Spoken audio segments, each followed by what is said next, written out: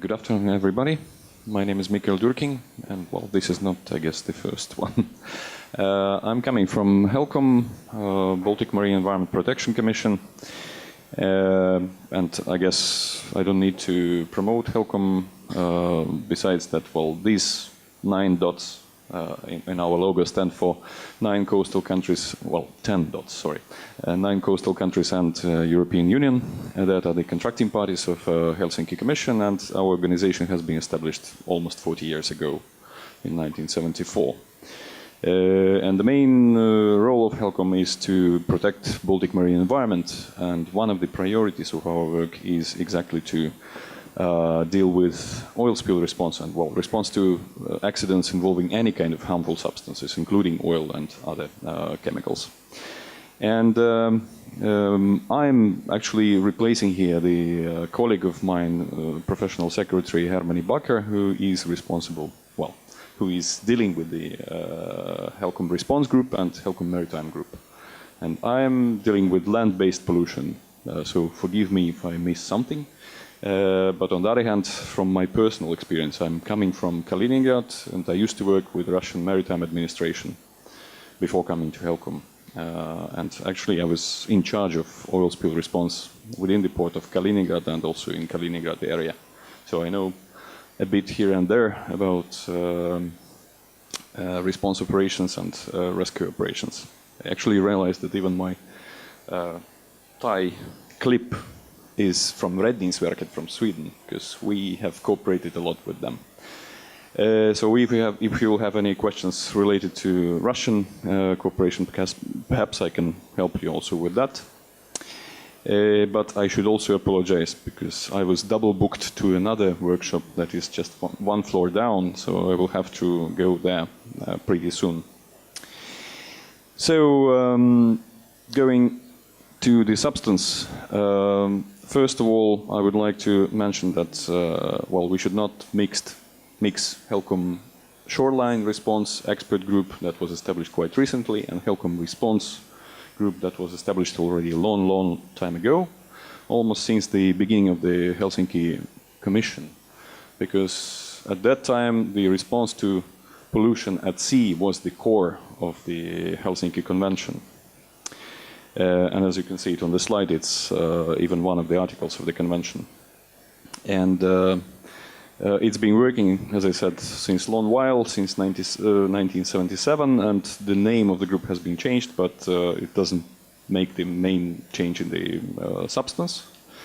And it is represented by competent authorities from contracting parties, plus observer organizations, and, well, competent authorities in this case are mainly coast guards, frontier guards, various emergency authorities, and bodies like that. But for quite many years, we had mainly been cooperating with the responders at sea.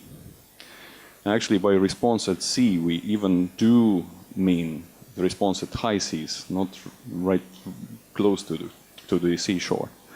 In that sense, this coastal shoreline response and open sea response has even some kind of a gray area we may need to explore jointly, perhaps even within PA Secure.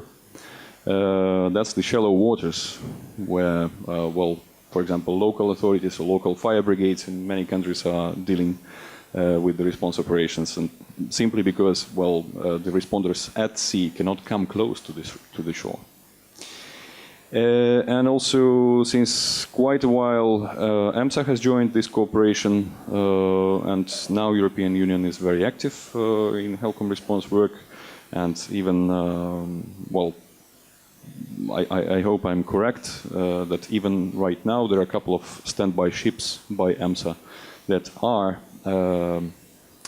possible to be called in case of a major accident. And the group also has some subgroups within it. Well, this is just a reflection of the old history of the work of this group. So what the group is dealing with, since, again, it's been established that long, it has a lot of procedures being elaborated for organization and the order how the response operations at sea are carried out. And these are contained in the so-called HELCOM response manual. And it has several volumes that are addressing specific issues of organizational work, how the response at sea is done, what are the administrative practices, what are the contact points, how to call for assistance, what is the way of compensation, and things like that. And besides, I hope I'm not mistaken, one of the volumes is also separately dealing with response to chemical substances other than oil. So there is a special volume of the response manual that deals with this. And of course, it sets up also the background for the joint exercises, and that's also one of the core elements of the HELCOM response group work. We have regularly, at least once a year, a major exercise at sea, and we also have several sub-regional exercises for area surveillance, so-called SEPCO, but I will come back to that, I think, a bit later. And besides that, they are within the response group and response community, do cooperate and exchange experiences and also exchange their views about the further regional needs. And they are dealing also with elaborating an annual report on oil spill accidents in the Baltic Sea. This is compiled based on the national data that is submitted to the Secretariat of Helsinki Commission. Well, I briefly touched about response manual already, so perhaps I will not stop on here. But yeah, I was correct that the second volume deals with hazardous substances, and the third one that has been just adopted a month ago at the ministerial meeting deals with response on the shore. And I think that's also a key document that you may refer to in the work of PA Secure. Yeah, and a couple of words about the exercises. I already briefly touched upon that.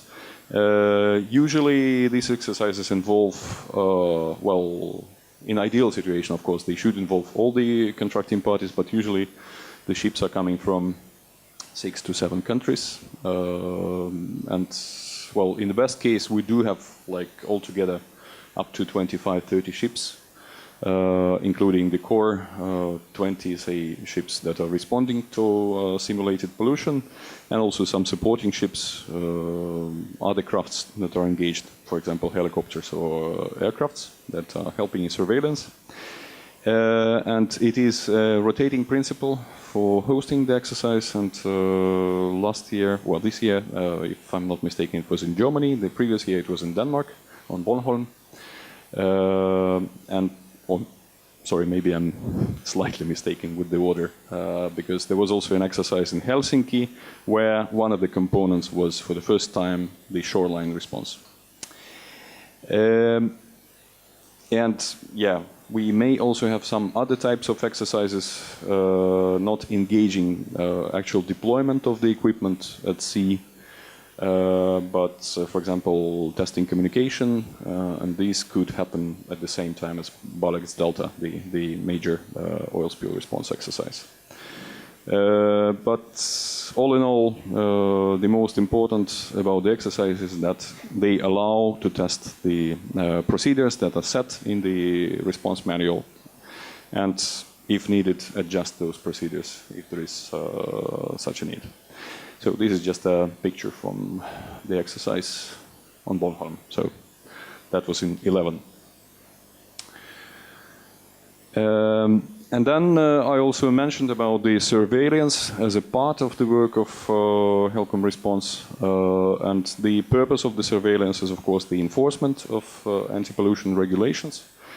And in fact, we are already seeing a good impact or effect of this type of area surveillance that is carried out by the contracting parties.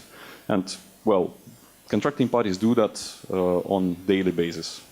It depends, of course, on the capacities, depends on their availability of the aircrafts, but it is also recommended to the governments of the contracting parties that they should establish this regular monitoring of the oil spill accidents at sea. And well, in fact, we are not talking only about major accidents. You can notice with the special equipment also quite small slicks and spills. Those that are illegal ones, particularly those that are originating from, for example, from engine waste, and those that are unfortunately in some cases deliberately discharged overboard. And with the help of the surveillance, it is possible also to trace the polluter. It is possible to call the port authorities in the next port of call of the suspected ship, for example, and then the inspectors may come on board of the ship and check whether all the routines on board were done in a proper order if a ship is suspected in such a violation. And besides that, since quite a while we also combine the aerial surveillance with the satellite surveillance.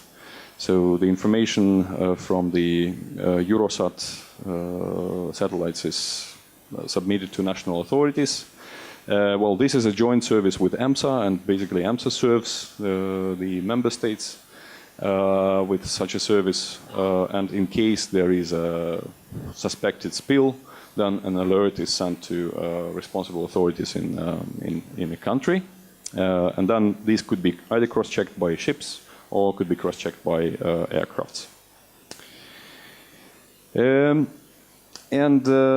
Well, these are just examples of the last types of work that were carried out by the HELCOM response group. So as I said, one of the recent developments is exactly coming to the shore, and airborne surveillance I already mentioned, and besides this surveillance we have also did a lot of work on so-called fingerprinting that allows to exactly also trace even the type of oil that has been discharged and compare it to the samples taken on board of a ship, of a suspected ship, for example. And I also mentioned response to hazardous substances, the forecasting, that's the forecasting and modeling of the oil spill drift. That's another area where HELCOM response experts are active. And world wildlife response together with, well, environmental NGOs, including WWF, for example. And then a couple of more things that response group is working is, well, the issue of contaminated wrecks on the bottom of the Baltic Sea. This is still to come. This has not been yet covered properly, but we have now agreed about a new group that's been established within HELCOM, which is called HELCOM Submerged. And they will deal with assessment of the potential impacts of those contaminated wrecks on the bottom. And then two more things that are connected to the response at sea, but perhaps might be also interesting to cover within the, or in coordination with PA Secure, because it deals with the coastal issues, and that's places of refuge and emergency towing. The places of refuge, well, to those of you who are not very familiar with this, you perhaps all remember the accident with Erika tanker off the Valencian coast, or well, at least somewhere close to Spain. And the case with that particular accident was that the tanker was towed away from the shore because none of the coastal countries agreed to accept the tanker in distress. And this has been now handled also within HELCOM cooperation, so we have a special agreement about places of refuge and how countries should call upon the need of assistance in giving this refuge. And okay, coming to the shore response, sorry, perhaps it is taking longer than expected, but I hope that you will be patient for a couple of more minutes. Already in 2007, in the Baltic Sea Action Plan, HELCOM contracting parties agreed that we need to work closer on the shoreline response because, as I said, from the very beginning, the cooperation was mainly at the high seas. And then we understood that we need to deal specifically also with the issues that when the oil is touching the shore, when it is splashed ashore. And I would say that from the beginning, countries were a bit hesitant because, well, one thing is assistance at sea, and in that case, even the facilitation of border crossing is perhaps a bit more easy. But when it comes to the response on shore, it used to be the national responsibility and jurisdiction since many, many years. But it was also understood that we need to elaborate some procedures, especially to address the issue of oiled wildlife and how to deal with oiled wildlife, and also how to deal, what are the best practices, how to deal with contaminated sand, for example, or gravel or pebbles, or, well, different kinds of substrate. And it's being raised that we perhaps may discuss it first at the subnational level, or sub-regional, sorry, level, between the neighboring countries. And there was a special recommendation then agreed in 2012 on response onshore. So there is an additional piece of HELCOM work on that. And it requires that countries should ensure adequate equipment and expertise, integration of onshore response into overall planning, contingency planning, and well, there should be regional assistance during onshore incidents, and of course ensuring the exchange of information among between the countries. And this is the example of the oil spill response onshore operation tested within the Baltic Delta major oil spill response exercise. This is still in Bornholm, and now we are actually trying to do this component of oil spill response in every Baltic Delta exercise, so on annual basis. And then finally, a couple of words about the expert working group on response at shoreline response. It's been established in 2010, so within last 3 years it's been working very actively, particularly to deal with these practical procedures, how to respond at shore, onshore, and they have prepared the this special volume of the HELCOM response manual that is dealing with the oil spill response onshore, and that's been just a month ago approved by the ministers in Copenhagen, and it covers, as you can see, contingency planning, international combating operations on the shore, different administrative and organizational matters, and also matters related to oiled wildlife, for example, and also sets up the background for exercises and testing of this cooperation.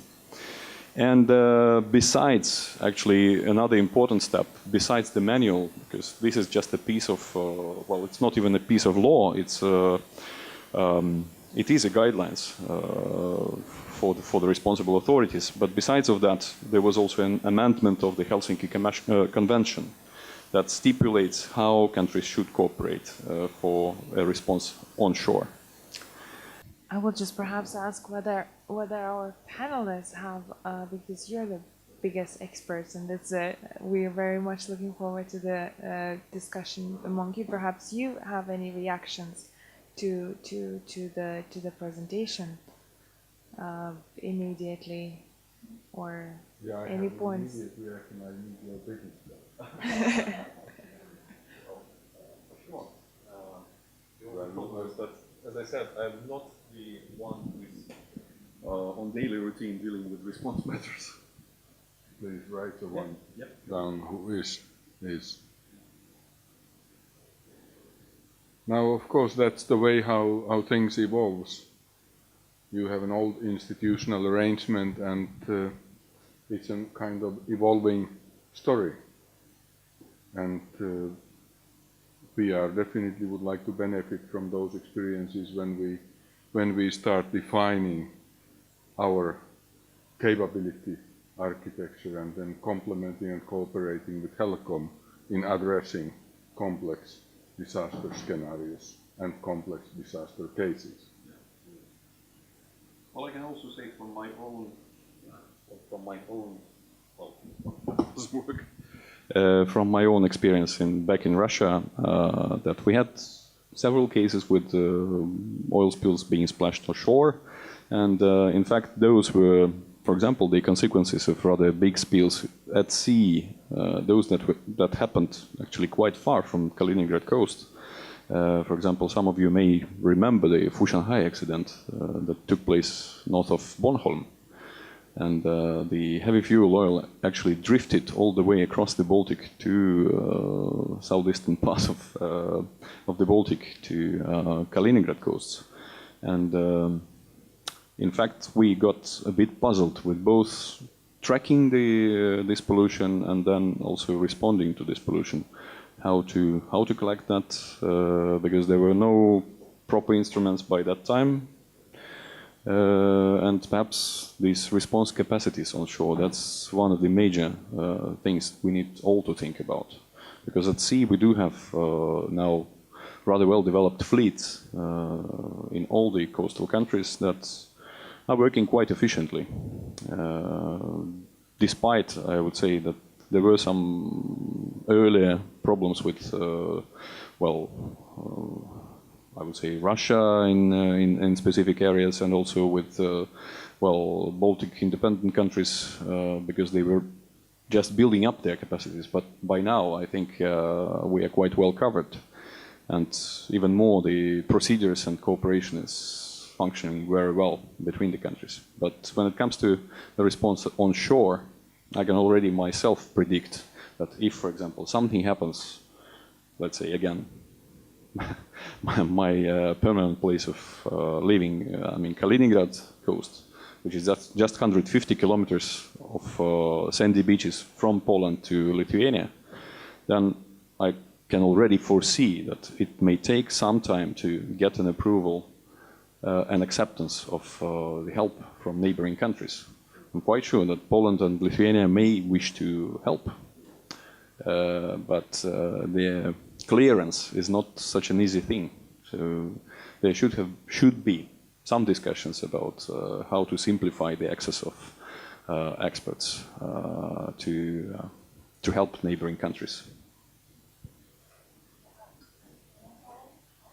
Yeah.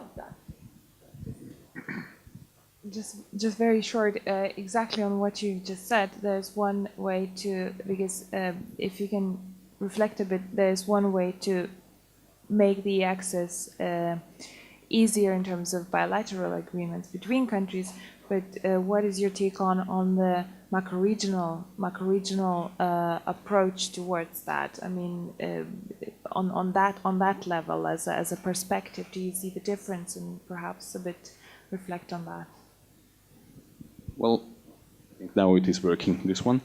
Formally speaking, as I said, we do have now not only the response manual for shoreline response, but also the amendment in the convention, so legally binding text, which should, in ideal situation and ideal case, help in clearance of access, irrespective of wherever it will happen. So in that sense, well, I hope we will not have a case to test.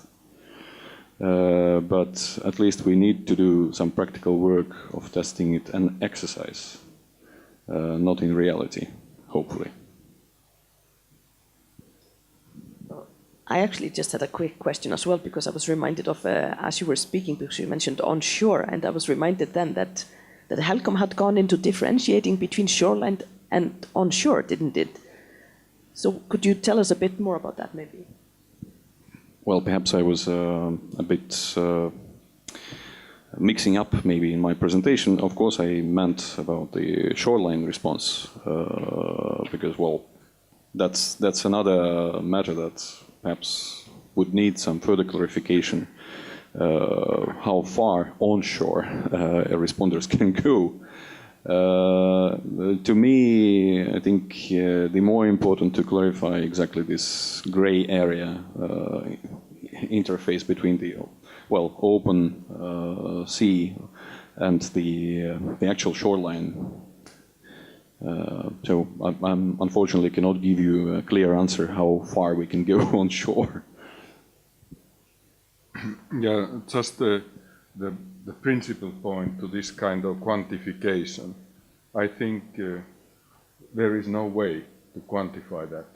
So we have to find different kind of metaphors we are using when we are thinking about that kind of problems where we are as a collective responsible to address the case. There is no quantification. So we have to use different terminology, according to my opinion.